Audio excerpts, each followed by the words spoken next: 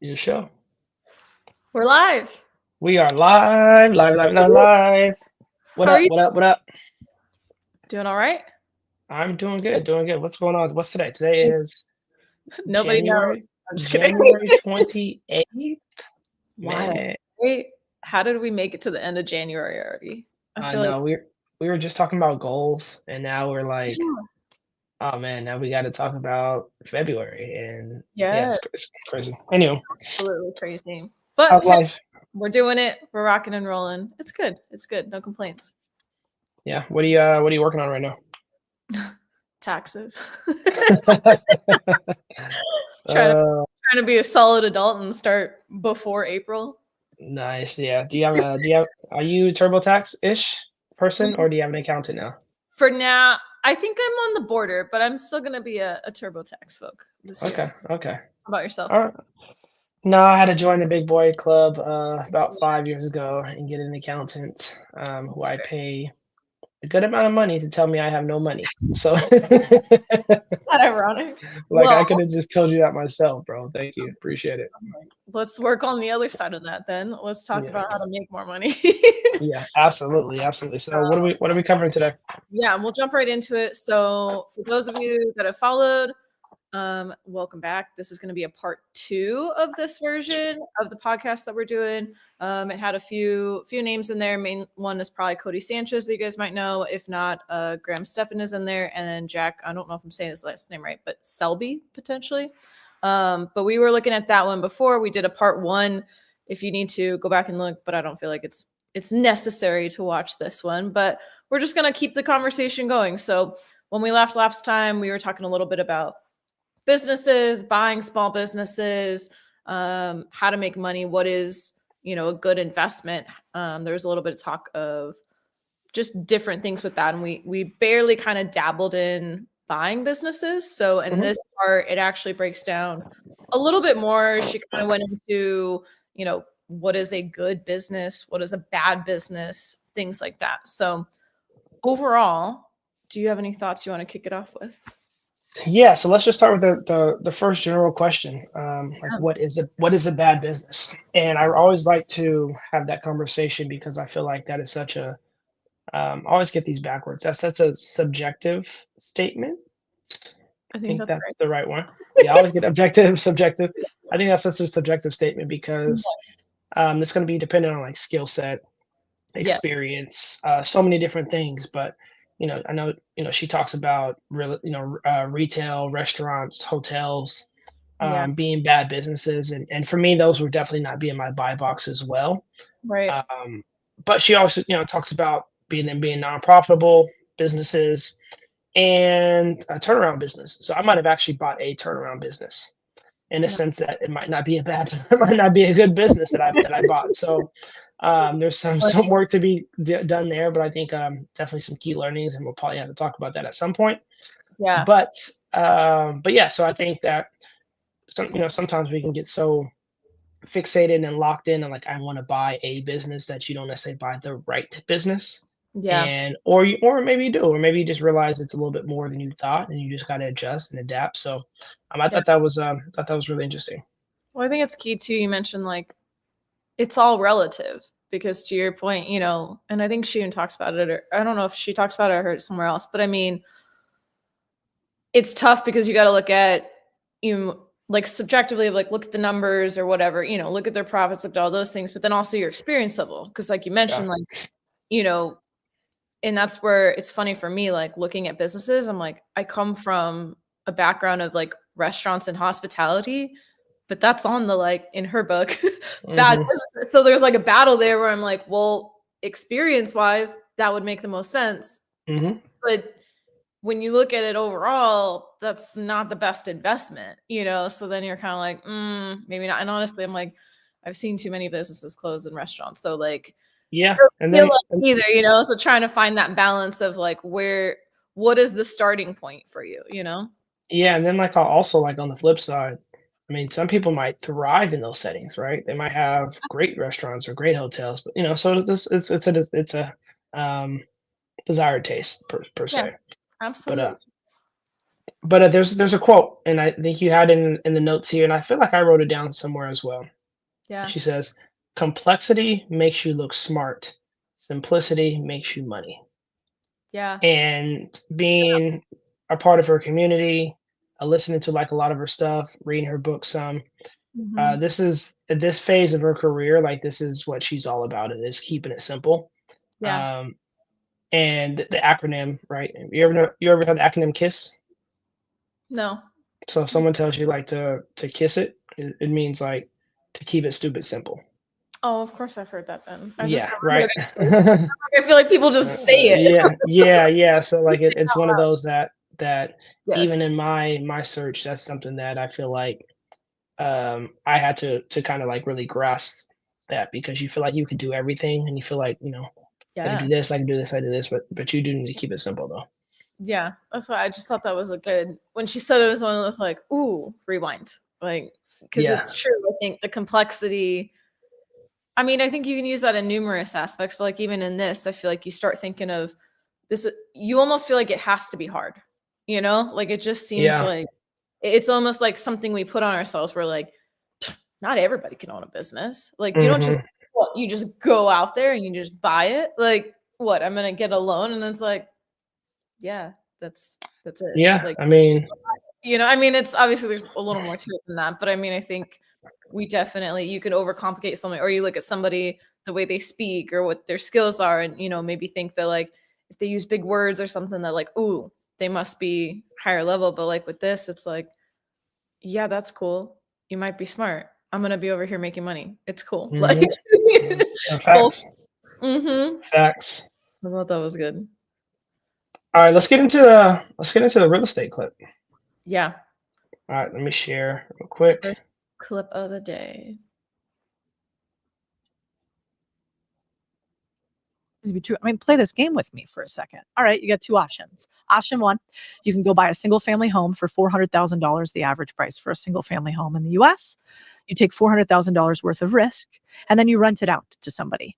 Well, the average rent nets you profit wise about $167 a month.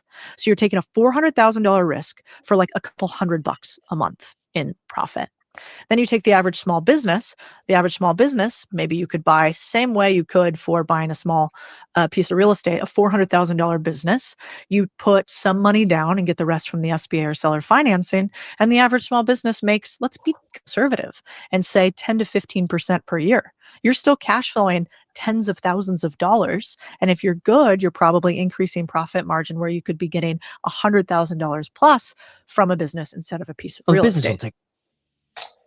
So, Avita, Yeah. this is why we are in the same community, but I'm not a part of that community as much, right? Like, this is why we're part of the same community, but this is what I learned and literally took to heart and was like, yeah, no, I'm not doing this right now. Like, I'm I'm going down this path, and which is could I'm be playing some catch might yeah, some might say it's a little bit harder path, but Yeah. nonetheless, like I feel like there's to me there's more upside, Mm, at least in the short term, right? I yeah. think obviously long term real estate like it's great for long term, but I know she talks about it like is real estate a business?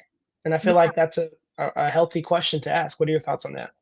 I was gonna ask you that because I'm like, I think you have a good lens from now being involved in purchasing the businesses, but also having the background in real estate. So I was curious what your thoughts were. I think for me, I think I thought that it was a business. Hmm. And I think when I joke like I'm catching up, it's because I'm realizing like, do I think it can be? You could probably leverage, yes, depending on what you Hmm. do. But I think it's just a blanket statement. No, I thought she made a really good point. I think it was right after that conversation, but she was like, real estate is great for depreciation, but it's Hmm. a terrible way to make money. And like it's more of so you can preserve your wealth, lower your Hmm. taxes, things like that. It's not necessarily about the initial you're here to make your millions or become a billionaire, things like that. And not to say that people don't, because I feel like the argument is like people who do real estate that are wealthy, but it's like, is that always the thing? There's also so many people in real estate, but they didn't make their money that way. They're now putting it there Yeah. because they went and did something on the side. And so I think I think I'm catching on to it of, more often than not, it's not crazy to think, hey, even if you're not buying a business, maybe wise to think about making your money elsewhere and then leverage all the options in real estate to then kind of make the most of the money you've made. Yeah, I do think real estate can be a business in the right situation. Mm-hmm. So let me set this up. So I think real estate is a great way to maintain and grow your money, from a long-term vision standpoint. Yeah. If you need short-term cash flow and if you're looking to really scale, Yeah. I think real estate could be tough because it can be a game of quantity versus quality. Mm-hmm. In a sense of, if you notice, most people, and then again, this is subjective, so it's not everyone. So let me just say that not everyone is in the same boat. Yeah. But I think a lot of the times the people who are making good money from a cash flow from real estate, they Mm-hmm. have a ton of properties, or they have a ton. I mean, there's small portfolios out there too, again, but for Yeah. most, given the numbers that you just mentioned, if you want to cash flow, quote unquote, mailbox money, 10K a Yeah. month, you got to have a good amount of properties in order to make that happen. Yeah. Whereas from a business standpoint, yes, there's risk with the businesses as well, Mm-hmm. but one business can net you to that same amount that you can get, versus 10, 15 real estate properties, so to speak. Now, Yeah. obviously, when you start talking about depreciation and stuff like that, that's a whole nother category. That's a whole nother lane. I think there's definitely perks that come with that. But me, I'm team business at this point. At this point in life, I'm team What? Just team kidding. small business. Hey, that's good though. You said you've already acquired a couple. We'll see how it goes. Yeah, that's the plan, right? That is the Right. plan. It's like a live experiment. Yeah, and it's funny because this kind of transitions to the next thing that we're talking about is, you know, so anytime that you are looking to, invest or further your wealth, so to speak, there's always going to be levels of risk. Mm-hmm. I thought it was interesting in this. I've heard her share this before, but I always think it's interesting when she talks about, um, like the risk return. So in a sense, like, is there risk, right? When you're investing, Yeah. is there true risk? Like, could you die from this? Could you starve from this? And I Yeah. think when you put it into perspective, it kind of like fuels you to remind yourself, like, hey, like, very, very worst case scenario, like, I'm still going to be good. So like, I Mm-hmm. think now is like the time to take those chances to try different things, to kind of get out there. Like, and I think that so many people want to do that and but are timid to do that. But I think now is the time to truly do that. Yeah.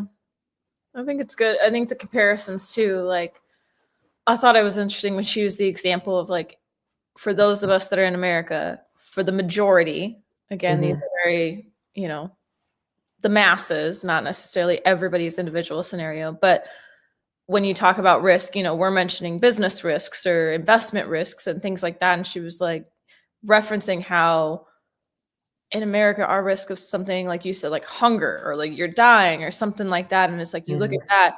She was like, we have almost a minimal to zero risk of going hungry. Like if you do, half the time I think people here are, potentially homeless, or when they say hungry, we're not necessarily truly starving. It's not that um like primal hunger of like, no, I could literally die at this point. It's not to lack of access or options. And that the alternative to that is, so what are we risking? What is it that's holding you back or making you think twice? And she talks about your ego risk. And I guess I haven't heard necessarily that term, Hmm. but I thought it was valid in the sense of it's true. We worry more about, what will your family think of this? What will your peers think of this? If you've worked hard, you don't want to have to start over or, risk the lifestyle you currently have because you want to better it, but you're scared that you'll end up losing and maybe taking a step or two back. And I thought that was a great way to put things in perspective, or when you look at it like that, it's like, well, why not at least try? So what? Even if you Hmm. take a couple steps back, you can rebuild it and probably quicker and better than you did the first time. But we still, we hold ourselves back a bit with things. Yeah, we for sure self-sabotage. Like that's I Absolutely. think that's why mindset is so key, but like, you know, mindset without any action is it's dead. You know what I mean? So you got to make sure we tie the mindset piece to like becoming an action taker as well. Yeah. It's like learn and apply. Um, it's funny because I was looking at our notes and we had on there red flags versus green flags. Mm-hmm. So I think everyone knows what a red flag is, right? Like when we talk about doing business with somebody and red flags as far as like how they act, how they speak, this, that, and the other. Yeah. But they don't really talk about green flags. So I wanted to play this clip, and I think this is the part. I hope it is. Let's see. We'll find out. Let's see here. Oh. You're on a losing streak, it's hard to break a losing streak. And so one thing I always look for is like, what happened recently? What's your recency bias? So the last couple of X employees, X endeavors or whatever, did you fail at all of those? And if so, that's a red flag. If you've been winning at a bunch of them, that's a green flag. It's like, oh, you were at this company, that company did well. You were at this company, that company did well. Okay, that's probably likely you're going to continue. So being around so many people, could you tell if someone's going to be a failure or successful like pretty quickly? I can tell if I want to bet on somebody pretty quickly or not. So like in our portfolio at Contrarian Thinking Capital, we have like 31 companies or something like that. We look at hundreds of companies per year to figure out who we're going to invest in. And I could tell pretty quickly who's going to win by a few things. One is speed. The faster you move, the bigger your bank account is. And so I think there is a bias towards speed and action that is critical in anything you do. In fact, I've gotten to know some members of let's say Mr. Beast's team. And I remember the first time I was talking to one of them, I'm like, why is Jimmy so good at what he does? And they were like, it's really one thing. He moves so fast, it's uncomfortable. Like everything is now. And because of that, he gets so many shots on goal that he may actually fail more than anybody else, but he just has more time to execute. Oh, so good. What's your take on that? Because I feel like it wasn't exactly the part that I was looking for because we were talking, it was more so the green flags, but Yeah. No, there's a right couple nuggets in there. What were your takeaways? Yeah, I think we're starting to hear this consistently, right? Like the people that are successful, it's that idea of just don't give up. Not only are they quick, but they don't give up. So it's like, you're worried about you failed whatever 3 or 4 times even. That's probably more than most people, but the ones that we're seeing are successful, potentially they've already failed 100 times and you're just seeing the one that worked, Mhm. And so I think I thought that was a good point of the green flags of going, what's your most recent? Because I think that also gives people the shot that, one thing might not define you. Mhm. But if it's repetitive, okay, you keep messing up. You keep getting fired or something like that. Now, if you are working on it actively or outside circumstances, eventually it's going to turn into a scenario of the wins. Okay, yeah, if you asked somebody 10 years ago, maybe you weren't the same person as now. But if it's like, yeah, but for the last 20 years, everybody has the same exact story about you. Well, that could be good or bad, depending on what that is, And I think it's good to know that we can make a difference, and also both sides of it. If you're the employee looking at, what does your track record look like, and how can you improve it? But also being on the other end, as you like, we're talking about buying businesses. If you're looking at the people that are going to work with or for you, hopefully with you, you're creating a good team, kind of recognizing what are the things I want to look for, No, I wanted to ask you something. What are your thoughts on? I'm going to share mine first. Mm. On the local businesses versus the big box retailers. Ooh, So yes. I think that honestly, after being in this space more, I try to be more observant. Observant, yeah. Observant. I say observative. I'm making that word. That's Observant of small local businesses. yes. But I think it's so natural to go to a big box retailer. Yeah, Right? it You really need a is. coffee. You need a coffee. You go to Starbucks. Right? Yep. You might pass 4 local shops on the way, but you're going to find that local Starbucks. Yeah. Right? You need something from the store. You go to Target. Instead of like the local convenience store. I think also the towns that we live in too make it kind of impact that as well. But what are Yeah. your thoughts on, like, do you ever feel like the local market will I guess never make a comeback, so to speak. Well, I think it's interesting. She talks about this, and they even brought up like something like Amazon. Like, what? I mean, look at how quick it is. You can literally get anything off of there. They're like, how are you? Convenience. Yeah, like how are you going to tell somebody to like not use it? Which, by the way, I do have a family member that does her best to avoid it when she can. So like, there's a few people out there trying. I respect it. Respect it. Yeah. But I think she talks about how it's almost like there would have to be a bigger shift, right? Like it can't just be us going like, yeah, they could dominate. Like, no, it's going to be an upward battle. But I liked what she said about it would be possible if local businesses could look at their immediate market, that real small radius, and just go, we're going to do what's best for this area because we know it better than they do. We're going to cater to them because we know exactly what this neighborhood likes or what these people need, and just be able to almost outdo the big companies in that respect, And so in that aspect, I think it's possible. I do try to your point, ironically enough, I just came from a local coffee shop. I have actually been trying to actively lately go to more local, because to your point, I'm in a bigger city. I know you are as well. Like you're talking about passing the local companies. I'm like, you talk about a Starbucks or something like that, they're on freaking every corner. Yeah, convenient. Grocery store. They're on, I mean, Dutch Bros in those places, there's one where you can literally see the other Dutch Bros from the corner.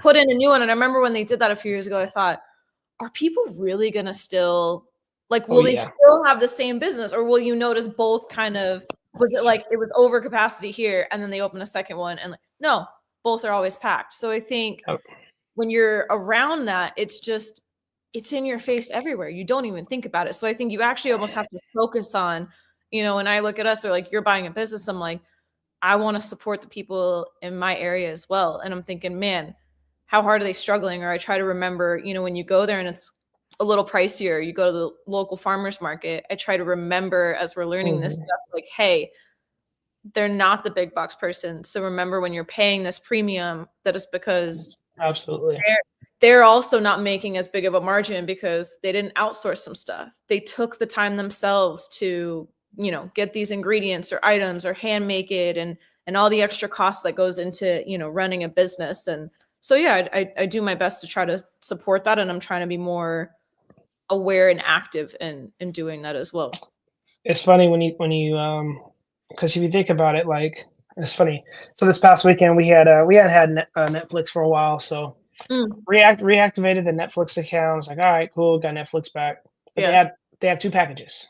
So they have the package with the ads, and then for $10 more, you can get the package without the ads. And it had me thinking, like, are we that either lazy of a society, or that I need it right now of a society, to where we're going to spend $10 more for ads that we grew up having to watch in the first place, right? So I grew up with commercials, right? Like there was, like, if you watch the movie, there's commercials. Go to the bathroom. that was your chance, right? That was your chance to do it. And but we're in such a need it now society, to where like everything is just so urgent. I got to see it all right now. I got to intake it all right now. So it's very interesting, like just applying that from that logic into like the business standpoint, to where like we just have, like, I need this deal. I'm sorry, I need this, so I'm going to pass this business. I'm just going to go to something that I know, right? That's convenient. So thought that was interesting. Little things. All right, before I pass it back over to you, I want to talk about I believe the compound of time. So this one's a little bit longer, but let's get into it.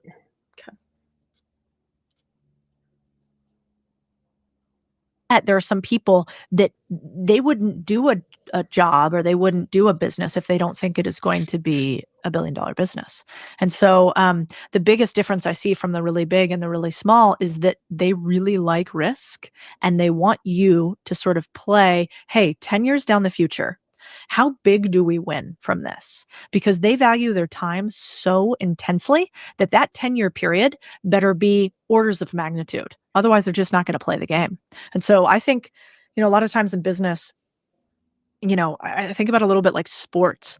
A lot of us just play these games and we don't think about opportunity costs at all. We don't realize that like every time we're watching Netflix or we are selling something tiny or we are staying in a job we don't like, it's not just that we're not making more money today. It's that compounds over time until the very end of time. And so that's one thing that I think is really different between the two. And maybe the other thing that's different between the really rich and the poor is when they see somebody who has more money than them, they're really curious as to how they got it, and they don't at all see that negatively. Like if we were sitting here with some of my friends who have billions of dollars, they would probably not talk very much. They would ask a ton of questions. They'd be like you guys. One of my friends had dinner with Warren Buffett, and he said the funniest thing happened. He's a multi-billion-dollar hedge fund. He's a great guy. He sat down with Warren and they went to dinner, and he was like prepared. He had his questions, he has his research. He sits down with Warren, starts talking to him. And every time he started asking him a question, Warren flipped it and asked him a question. And so I'm like, well, so what did you learn? He's like, what I learned is that Warren only asked me things. He totally, brain raped me for everything that I knew. And I didn't even think about it because I was trying to impress the guy kind of. And at the end of the conversation, I'm much less rich than he is, but he probably learned more from me than I did at that dinner. It's fun. I thought that was kind of cool. I thought that was cool because I felt like, okay, I need to adopt that next time I'm in a room with other people. I just need to ask a ton of questions. So I have that in my notes. He talks about, I think he talks about a little bit later on as far as like what do you optimize for? Do you remember hearing that part? I don't know if that stood out as much to me. Okay, so elaborate on it. So she talks about like what do you feel like you're most capable of doing, and in a sense of, she was talking about like the building around that, right? Like where she yes, just wants to build. Okay, then yes. Yeah. So I thought that was interesting because I think that too often we dream too small, and I think we dream too small because we're scared of success, and I think we're scared of success because I think we are fearful of the unknown and fearful of what we're able to do if we're able to be maxed out, so to speak, if we're able to optimize. And the more and more I listen to like other people speak of the Codie Sanchez and whatnot, I feel like that's the difference maker. I feel like they have unlocked that ability to kind of really hurdle that instant fear, because I think that there is something to it to where, and if I get too big, then I got to do with this, or you envision something, but you can't envision it past this, right? So I feel like that is a missing component. I feel like of a lot of us, and I feel like that's something that we need to honestly collectively as a group continue to work on. Yeah, I would agree with that. I think you're right. When you said that part, it did trigger that. I remember she was talking about, I think she was mentioning even like when you get to like that billionaire status of like it was like the difference between like poor and quote rich, maybe they're in the millions, and then when you hit like this ultra wealthy, that it was like at that point it's almost like you've mastered how to make money, you've got the things going, you don't really need more money, you can already kind of buy what you need as far as forget necessities, but even just solving your problems or whatever it is, to where then it becomes the game. She references the game, but I thought it was interesting how she was like, it becomes the game of like, what else can we build? And I feel like you're right. I think that is the shift where, I think when we are starting off, or maybe you're not at that level yet, you're right. You get kind of bogged down by the what ifs and all the details. Well, I don't know how to do that. Well, what am I going to do? Well, then I can't hire somebody because I don't have the money. And then, okay, well, then if I go do that, well, then I won't have the time. And you start getting lost in this spider web that it's like, yeah, but if you use the compound effect, like to that point, what will this look like in a year, 10 years, 20 years? And they just start thinking of, wild things that were like, can you even do that? And they don't even think twice about it. It's more just like, yeah. And if not, let's figure out how, which is kind of, it's almost that like childlike dreaming, Yeah. No, that's real. And I parameters, Yeah, and I think we got to get back to that. I think the world, boggles us down. It stunts our creativity, stunts our thinking. We become very numb to certain things, and I feel like we got to get back to just being creative. I feel like that's what makes us unique. Agreed. Like, get the creative juices flowing and create a better world.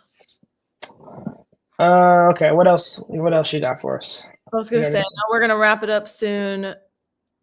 I'm curious of what's left. What are the biggest things you would like to touch on before we wrap it up? Yeah.